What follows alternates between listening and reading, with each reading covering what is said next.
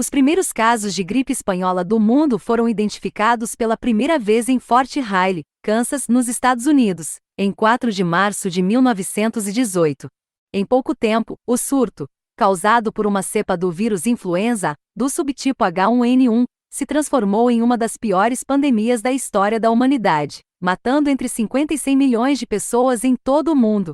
Muitas de suas vítimas foram adultos jovens e saudáveis, ao contrário de outras epidemias de gripe que afetaram crianças, idosos ou pessoas debilitadas. A doença começou a ser identificada quando o soldado Albert Gitchell, do Exército dos Estados Unidos, procurou o hospital de Fort Riley na manhã de 4 de março de 1918.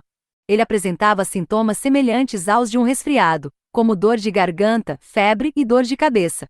Ao meio-dia, mais de 100 de seus colegas de corporação relataram sintomas semelhantes. Após o surto inicial da doença em Fort Riley, outros casos semelhantes surgiram em acampamentos do Exército e prisões em várias regiões dos Estados Unidos. A doença logo viajou para a Europa com os soldados dos Estados Unidos que foram ajudar os aliados nos campos de batalha da França durante a Primeira Guerra Mundial. Somente em março de 1918, 84 mil combatentes cruzaram o Atlântico. Outros 118 mil partiram no mês seguinte. Assim que chegou a um segundo continente, a gripe não deu sinais de diminuir. 31 mil casos foram relatados em junho na Grã-Bretanha. A doença acabou sendo apelidada de gripe espanhola, porque as pessoas acreditavam erroneamente que a Espanha era o epicentro da pandemia. Isso aconteceu porque esse país não se viu envolvido na guerra, e, portanto, não censurou as informações sobre a doença. Vários militares que combatiam na Primeira Guerra Mundial não resistiram à enfermidade. Estima-se que mais soldados dos Estados Unidos morreram infectados pelo vírus do que nos campos de batalha durante aquele conflito sangrento. Quando a gripe espanhola se espalhou, médicos e cientistas não sabiam como tratá-la. Em muitos lugares, autoridades impuseram quarentenas e ordenaram que os cidadãos usassem máscaras. Locais públicos, como escolas, igrejas e teatros foram fechados.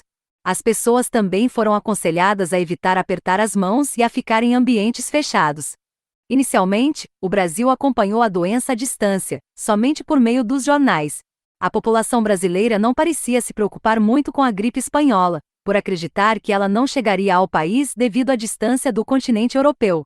Mas não havia motivo para otimismo. Em setembro de 1918, o navio inglês Demerara, vindo de Lisboa, desembarcou com pessoas infectadas em Recife, Salvador e Rio de Janeiro. No mesmo mês, desembarcou em Recife uma divisão naval brasileira que havia sido enviada para patrulhar a costa atlântica da África durante a Primeira Guerra.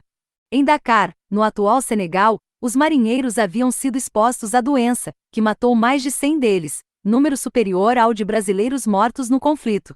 Em pouco tempo, os casos de gripe começaram a se espalhar pelo Brasil. A vítima mais célebre da doença foi o presidente Rodrigues Alves, que morreu infectado pelo vírus em 1919.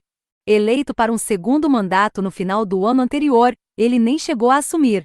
No decorrer de 1919, a gripe espanhola perdeu força e parou de fazer vítimas no mundo. Não se sabe ao certo o motivo do fim da pandemia. Uma das causas pode ter sido o desenvolvimento de anticorpos por parte da população sobrevivente.